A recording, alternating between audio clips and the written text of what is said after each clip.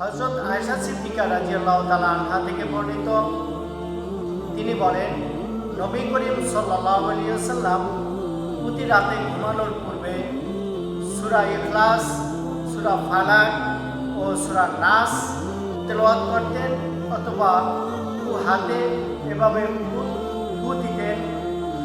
এভাবে ফু দিয়ে যতদূর সম্ভব শরীরকে মাসেজ করতেন এবং এই আমল তিনি 3 বার করতেন।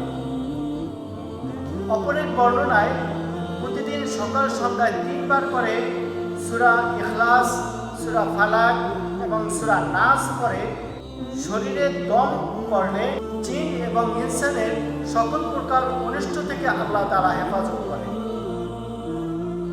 উল্লেখ্য যে দুগ্ধপোষ্য শিশু এবং অপ্রাপ্ত বয়স্ক বাচ্চাদেরকেও প্রতিদিন সকাল এবং সন্ধ্যায় দম করলে আল্লাহর মেহেরবানিতে তারা এর উসিলায় নিরাপদ থাকবে।